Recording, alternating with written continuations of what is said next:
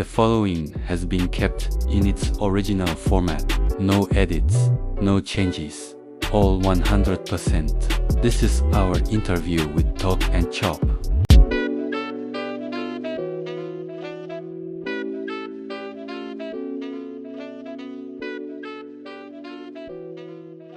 It's episode 15 of the Victory Bell podcast. As usual, we are sponsored by Umbrella Peer Support. If you need any support and you need advice on any extreme problems, we'll come to us and we'll help you out. So we've got our first guest, Rennie.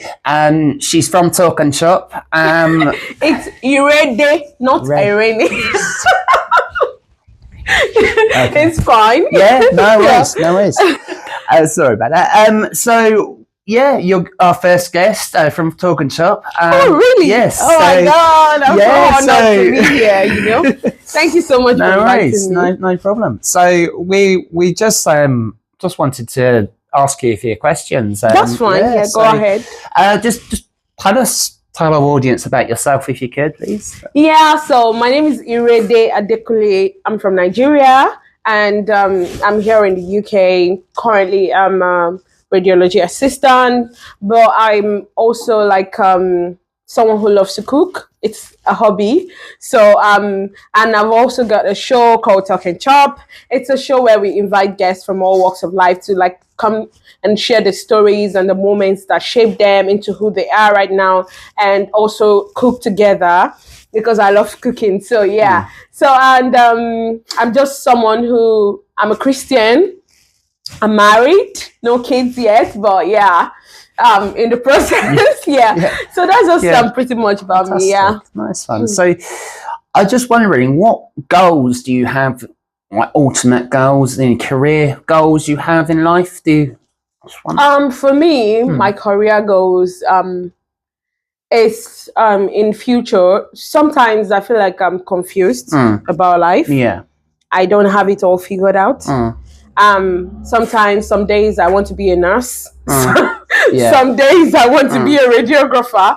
Some days I just want to be in business and run my own business and all. But the ultimate is that I want to like be free. Yeah, absolutely. I want to like be do something that can give me freedom, financial freedom. Yeah, like getting money to do the things I love to do. Absolutely. And also living the kind of life that I want to live as well. Yeah. I don't know if I'm being like trying to eat my cake and have it again, but like but I just know that I'm in the future, because I'm a school dropout. I dropped out in my secondary school. I've never said this out before on anywhere. This is my first time of saying it out. That I dropped out of school. So many people don't know. I dropped out in my third year in university. And so in future, I still hope to go back to school, get my degree. Amazing. And also do something great in life, like change the world. I have a lot of things I want to do in my head, but I keep going. I'll keep revealing things that I want to do as it goes. Fantastic. So we talk a lot about the future on our podcast. So I'm wondering if someone is struggling, like if you're struggling, say in the future, what would you say to yourself if you ever do struggle? So say that your present self, if you're struggling, what would you say to yourself now? Because I've struggled before in the past, I know what it feels to like suffer. I know what it feels like to go through tough times. So one thing I always say to myself is that it'll pass. Absolutely. No matter what you're going through, it will pass. Absolutely. It's just gonna look crazy at the moment and looks, I would say, confusing. Like it looks like, oh, there's not gonna be a ray of light. Yeah. But trust me, there's always, it's always gonna pass. Absolutely. But the thing is, the point is, I would always ensure, because as a Christian, I'll always ensure to hold on to God. Because the moment, there are times in my life when maybe because of the issues I'm going through, I just neglect God. I don't even pray. I don't do anything. Those times I end up falling deeper. Yeah. But you see, the moment I go back to God and I hold on to him and I ask him for support, he always ends up supporting me. He's my father, so I always run back to him. So in future, if I ever have a reason to struggle, I always know that I'm going back to God because he's the author and finisher of my faith. So like I would always run back to him because of the things I've passed, things I've faced in the past, the worst things that has happened to me. Yeah, he held me through those times. So I know that in future, no matter what happens, he's still gonna help me through. So, and even if he doesn't, I'll still keep trusting in him. Yeah. So, that's just it for me. Yeah. Okay, fantastic. So, we talk a lot about on our podcast about like the system in the UK. So, when you first came to the UK, what did you think of the whole system? What was your first experience? What's your experience now? You know, this question, like when I was coming to the UK, I had a whole picture in my head. Like, I felt like I was coming to a place where there was gold on the floor, like there was money everywhere. I would literally just be stepping on them and just pick the money from the floor. And because the way they told us about the UK, it felt like everything was easy, everything was smooth. And then I came in here, Brandon, I got culture shock. Wow. Yeah. Like, lots of shock. Like, the working system was different from back home in Nigeria. In Nigeria, I think most shifts is 8-hour shift, maybe 9 to 5, 8 to maybe 4, you know. But here it was 12 hours. Wow. And I was like, oh my God. And you know, I started working and I started losing myself while working. Wow. Yeah. Because I felt like, no, this is not normal. How can somebody be working for 12 hours? That means the whole day you are in one place. Yeah. And then I was working in a nursing home. At a point, I felt like even me, I needed not to be nursed because I was not well anymore. Yeah, I see what you mean. And then I had lots of culture shock. Like, I realized that people here, in terms of their children, they do not like the way they train the kids here are different. You know, back home in Nigeria, if you do something, your mom will ask you to kneel down and raise up your hands. Like, it was not like that here. And then people here are more outspoken, like, you know, bold. You see a young person who just disrespect an elderly one. In Nigeria, respect is a very big thing. Absolutely. Yeah. In my culture, when you see an elderly person, you have to respect them. Absolutely. But when I came to the UK, I realized that, like, you would just be in a bus and then a teenager would just hit you and pass. Absolutely. And you can't see anything. No. I feel like it shouldn't be like, you know. That's why I love the Chinese culture. You see the Chinese, I really love their system. They are big on respect, and that's why you see they have things are not like all perfect, but at least they've got a good system. And then when I got to the UK as well, I saw that the culture, like I saw that almost everybody smoked here. I don't know if it's okay for me to say this, like everybody smoked here. Back home in Nigeria, you know, if you smoked, like you will literally like not show it out. But here, like I was just someone just smoking, like it was a shock to me. I was like, why is there even ladies, like you know, back home in Nigeria, I don't see ladies smoking. It's only the men. So like I see ladies smoking, I'm like, what's going on? The ladies smoking. I'm surprised. Or maybe I see like someone carrying a buggy. And then they are smoking while pushing their baby. I'm like, oh my God, this is the baby. What you do? I feel like I should tell them that, no, don't do this close to the baby. But, you know, like, I can't do that before they sue me and all that. So, like, I'm just being honest about how I feel about the system. But I'm not going to talk about the bad parts alone. I'm not talking about the good ones. Absolutely. The UK has a working system. Absolutely. And that's a good thing. There's lights. Back home, since I came here, there's always been lights. That is... You know, back home in Nigeria, like I always like take along with a power bank to always charge my phone. And even when I came here, I still had that mentality. Like whenever my phone was low, I would run and put it. When my husband had told me that, don't worry, the light is not going off. So coming here, I saw that there was lights. You get paid when you're old.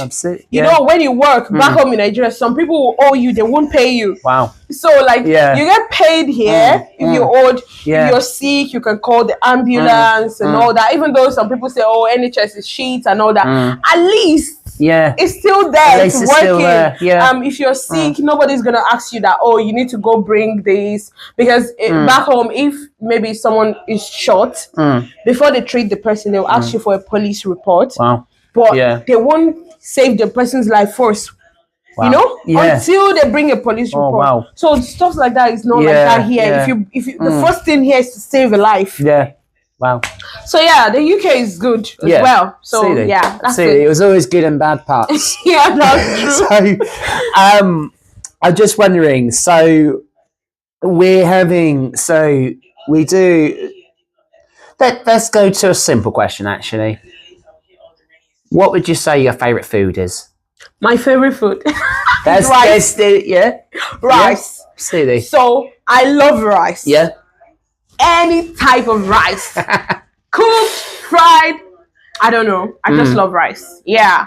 And I think that stemmed up from not having it as a kid. Like because in my house when we were growing up, like rice was very expensive. Yeah. So it was like something we ate on occasions, like only maybe on Sundays. Yeah. It was like a celebration food you get. So like it made me really love it and crave it, you know, because we didn't have it. So now that we have it, even now I'm getting tired of it, I would say, because I just feel like, I've been eating rice too much. But rice has always been my best food. Yeah. Fantastic.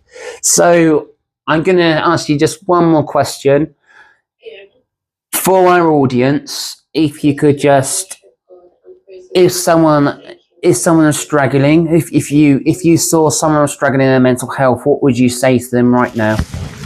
I would say that Brandon we always say, talk to someone.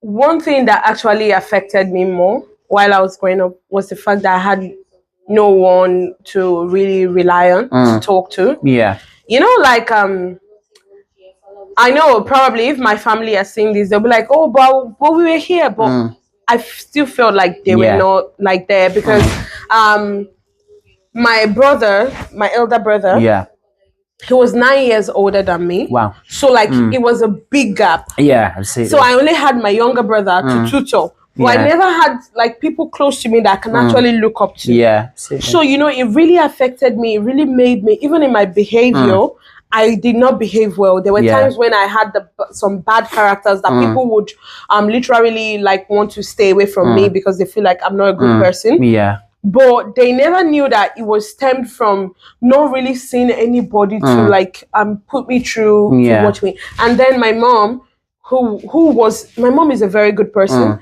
and she would have put me through, but she was not mostly around because she only came weekends. She was working, and my dad was the pastor of a small church, so he was in a we were mostly transferred to the village. It's very like countryside, you know, where sometimes there will be no reception for network. You can't even make calls. You have to go stand on a mountain before you can get. I'm telling you, reception. Wow. So those were the kind of places we're being transferred to. So now I was not exposed to so many things. So when I behave, people just look at me like, why is this person like this? Oh, this person, she loves attention. Oh, this. But you know, then I was battling with low self-esteem.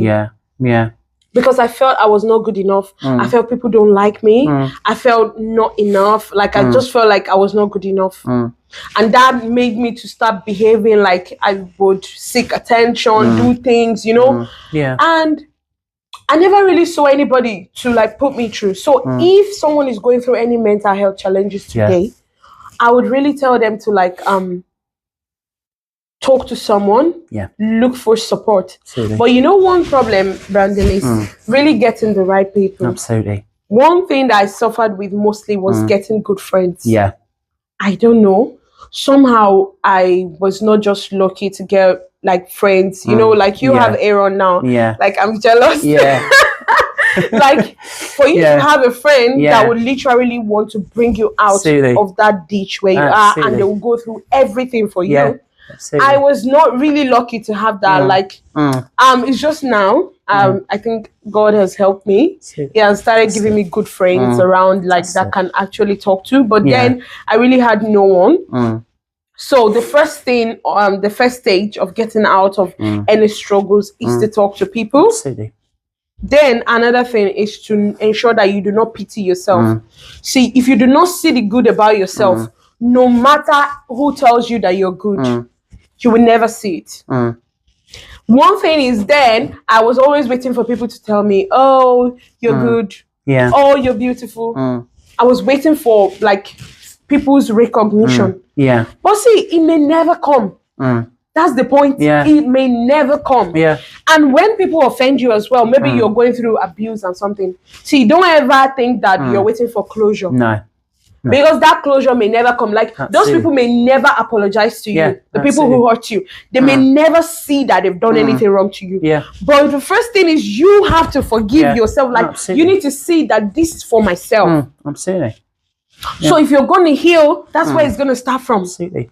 Everything you do, you must love yourself. You must see it as, this is for myself. This healing is for myself. I need to get out of this mental health issues for myself, not because of anybody, not because of people who have hurt me, or people who are saying things bad to me, or people who are bullying me, or anything. No, it is not because of that. It's because me, I have to be a better person. Yeah, I have somewhere I'm going to, and you know what? At the end of the day, you become depressed. You're the one who is depressed. The person who hurt you probably doesn't even know that he's done anything. He's just there living his life.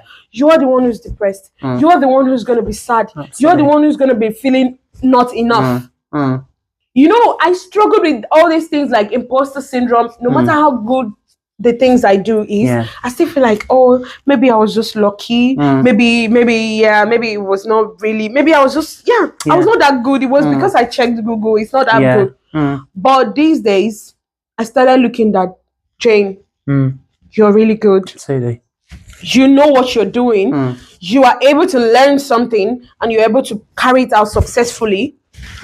And it doesn't matter what you're going through, you're able to come out of it. Absolutely. So, sorry, I'm talking too much. No.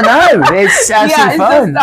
I feel like I have a lot bottled inside of me that needs expression. So when I find a platform, a stage, like I'm always happy to share.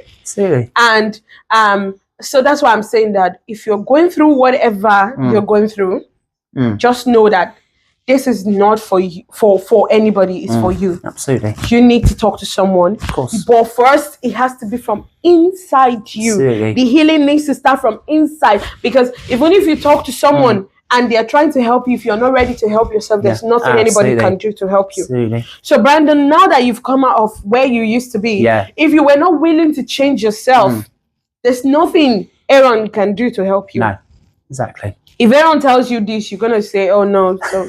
Yeah, it's not going to work out. No. But it started because you wanted it. Absolutely. So, if you want that healing, you get it. Absolutely. And one thing is, always surround yourself with the right people. Absolutely. The Bible says that evil communication corrupts good manners. It means no matter how good you are, as long as you are in an environment of dirtiness, of the things that are not supposed to be, over time, you would also feel that that thing is good. Absolutely. If you come from an abusive home, or if you come from a place where they see maybe all your friends, they've all been in prison. Like over time, they'll just tell you that, Brandon, there's nothing wrong in prison. You can just go to prison and come back. You know, it's nice, You just go there, you flex, and you come back. And over time, Brandon, you won't see it as anything. You just like, oh yeah, it's normal. Let me just go. So, or you have friends that are into maybe drug abuse or something, and then you are coming out of that drug abuse, and now you surrounded yourself with those kind of friends. Someday you're going to relapse. Absolutely. You go back to it because you feel like, oh yeah, it's not that bad. It's nothing, you know. And if you've seen people that have gone through drug abuse and what it has done to them, you know that it is not a place to be. Absolutely. You know. So, surrounding yourself with good people. Like the umbrella and peer support group is something you really need. You know, people that have the same goal just like you, and people that want to achieve the same thing like you. And you must never like okay, maybe even if someone is family to you, if they are not in the same space as you, you have to push them away. That's the fact. It doesn't matter even if they see you as a bad person. But if you're not the kind of person I want around me, even if you're family, I'm gonna keep you at arm's length. So anyway, that's just it. That's my advice to people that are going through any struggle or any mental health. So I said, first is to forgive yourself, be willing to heal. Secondly, talk to someone, and thirdly, surround yourself with good people. Absolutely. Yeah, sometimes, like Brandy said, therapy may not help you, like talking about the past, but the present. How can you change it? How can you ensure that what has happened does not repeat itself? Yeah, so that's just it. Fantastic. Thank you. Thank you so much. We're going to wrap up here, but thank you very much. It's been an honor you be my guest, and do check out A Talk and Shop. We've got an episode where I'm the guest, so you know, do check out my. Brandon actually cooked something. I did, yes, it was a miracle. Yeah, so, yeah, do check it out. Edible. We will. It will come out in a couple of days. So fantastic. Thank you very much. And thank you guys. Thanks. Bye-bye. Bye.